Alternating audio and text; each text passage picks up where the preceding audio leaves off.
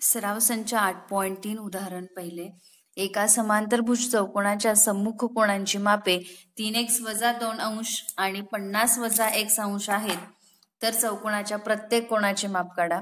सर्वात प्रथम आपण समांतरभुज चौकोन म्हणून आकृती चौकोन ABCD समांतरभुज चौकोन काढलेला आहे.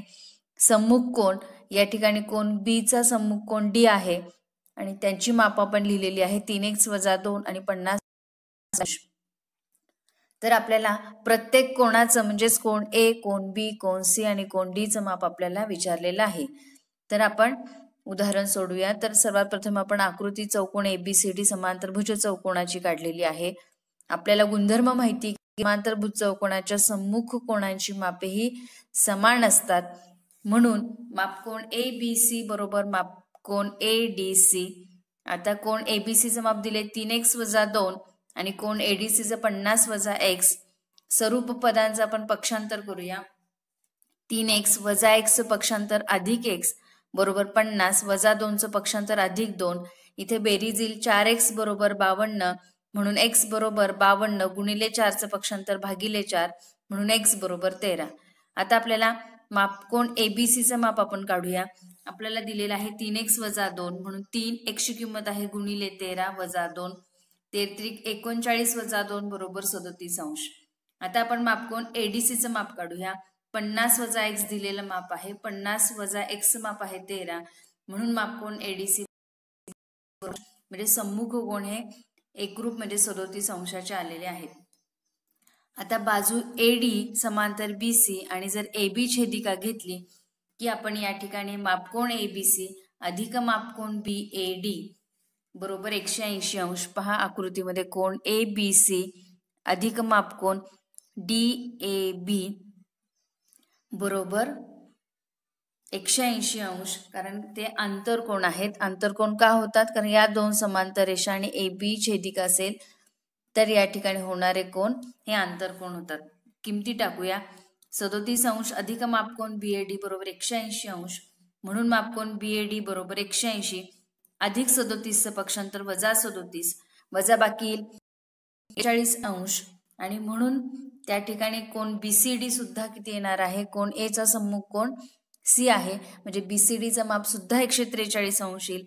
म्हणजे समांतरभुज चौकोनाच्या सम्मुख कोणांची मापे अनुक्रमे 143, 37, 143 आणि 37 अंश आहेत. उदाहरण दुसरे. दिलेल्या समांतरभुज चौकोनाच्या आकृतीवरून खालील प्रश्नांची उत्तरे लिहा. तर आपल्याला आकृतीमध्ये काही बाजू दिलेल्या आहेत, काही कोणांच्या किमती दिलेल्या आहेत. तर आपण पहिला प्रश्न आहे आपल्याला, जर WZ ची किंमत 4.5 सेमी दिली असेल तर XY ची किंमत किती असेल? तर आपल्याला सगळ्यांना माहिती समांतरभुज चौकोनाच्या सम्मुख बाजूंची लांबी समान असते, म्हणजेच WZ बरोबर XY. WZ 4.5 आहे म्हणून XY सुद्धा 4.5 सेमी असणार आहे. दुसरा प्रश्न, जर लेंथ OX ची लांबी 2.5 सेमी असेल तर लेंथ OZ ची लांबी किती असेल? तर आपल्याला माहिती आहे समांतरभुज चौकोनाचे कर्ण परस्परांना दुभागतात, म्हणजेच OX जर 2.5 असेल तर लेंथ OX बरोबर लेंथ OZ म्हणून OZ सुद्धा 2.5 सेमी असेल.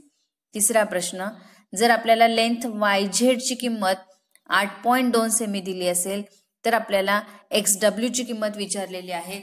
समांतरभुज चौकोनाच्या सम्मुख भुजा समान लांबीच्या असतात, म्हणून XW सुद्धा किती असणार आहे? YZ एवढाच, म्हणजेच तो 8.2 सेमी असणार आहे. चौथा प्रश्न, WO ची किंमत आपल्याला 3.3 दिलेली आहे, तर लेंथ WY विचारलेला आहे. आता या ठिकाणी कर्ण परस्परांना दुभागतात, म्हणजेच WY हा WY पेक्षा निम्म्या लांबीचा आहे, म्हणून आपण लिहित आहोत WO बरोबर 1/2 लेंथ WY दिलेला आहे 3.3 बरोबर 1 गुणिले WY, म्हणून 2चं पक्षांतर करूया. या ठिकाणी गुणिले 2 होतील, म्हणून या दोघांचा गुणाकार येईल 42.6 लेंथ WY.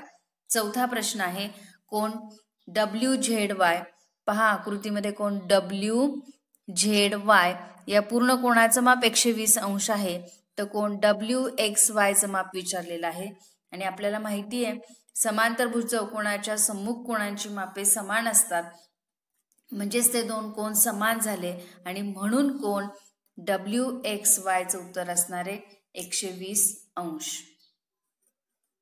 आपल्याला कोन XWZ या कोणाचं माप आपल्याला विचारलेलं आहे, म्हणून आपण आता कोन XWZ आणि कोन WXY हे जे दोन कोन आहेत हे दोन कोन आंतरकोन आहेत, कारण XY समांतर WZ त्यावेळेस XW ही छेदिका असेल, त्यामुळे आंतरकोनांची बेरीज ही 180 अंश असते. म्हणून WXY अधिक कोन XWZ बरोबर 180 अंश आंतरकोन.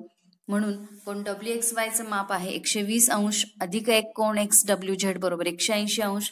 म्हणून कोन XWZ बरोबर 120चं पक्षांतर करूया. म्हणून 180 वजा 120 म्हणजेच उत्तर येईल 60 अंश. उदाहरण क्रमांक 3. चौकोन ABCD हा समांतरभुज चौकोन असा काढा की लेंथ BC 7 सेमी, कोन ABC 40 अंश, लेंथ AB 30 सेमी. सर्वात प्रथम आपण कच्ची आकृती काढूया चौकोन ABCD समांतरभुज चौकोनाची. त्या ठिकाणी BCचं माप 7 सेमी दिलेलं आहे, कोणाचं माप कोन B 40 अंश आणि AB 3 सेमी. म्हणून आता पक्की आकृती काढताना आपण रेषाखंड BC काढणार आहोत 7 सेमी लांबीचा. तर या ठिकाणी BC रेषाखंड काढलेला आहे, पण तो कसा काढला तर सर्वात प्रथम आपण B बिंदू स्थापन केला. B पासून 7 सेमी अंतरावर एक आपण दुसरा बिंदू निश्चित केला आणि त्या बिंदूला आपण C नाव दिले, म्हणजेच तो 7 सेमी लांबीचा रेषाखंड पूर्ण केलेला आहे. आता कोन B जवळ 40 अंशाचा कोन आहे, म्हणून कोन मापक बिंदू B वर ठेवणार आहोत. जेव्हा कोन मापक बिंदू B वर ठेवणार आहोत तेव्हा या ठिकाणचा बिंदू आणि B बिंदू कोन मापकावरील छेदन बिंदू आणि B बिंदू तो पूर्णपणे जुळालेला आहे का आपण पाहणार आहोत. त्यानंतर हा शून्याशी ही रेषाखंड जुळते का ते पहा आणि त्याच्यानंतर शून्यापासून 70 अंशाचा कोन आपण घेणार आहोत. तो ज्या ठिकाणी स्पर्श केला त्या ठिकाणी आपण बिंदू स्थापन केलेला आहे आणि कोन B तो बिंदू आणि अशा पद्धतीने आपण एक किरण काढून घेणार आहोत. आता आपल्याला बिंदू A चं स्थान या किरणवर शोधायचं आहे. त्याकरता आपल्याला माहिती दिलेली आहे B पासून A अंतर 3 सेमी आहे. आता आपण कंपासचा वापर करणार आहोत.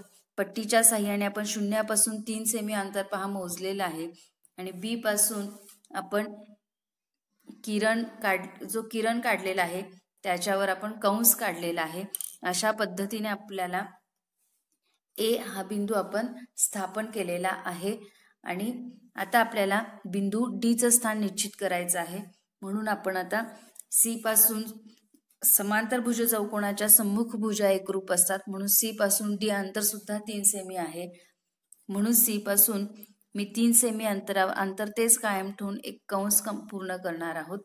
आता आपल्याला BC 7 सेमी दिलेला आहे, सम्मुख भुजा एकरूप असतात म्हणजे AD सुद्धा 7 सेमी लांबीची आहे. म्हणून आपण कंपासमध्ये B पासून C अंतर किंवा पट्टीच्या साहाय्याने B पासून C अंतर हे 7 सेमी घेणार आहोत. हे आपण 7 सेमी अंतर घेतलेलं आहे पहा आणि त्यानंतर A पासून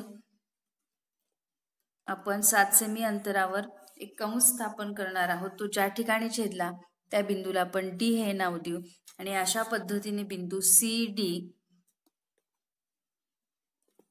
तसेच बिंदू A व D हे जोडून घेणार आहोत आणि हा रेषाखंड बिंदू AD जोडल्यानंतर आपल्याला समांतरभुज चौकोन ABCD ची आकृती आपल्याला मिळालेली आहे. म्हणजे आपण त्याची रचना पूर्ण केलेली आहे. हे पण माप 3 सेमी आणि AD सुद्धा 7 सेमी.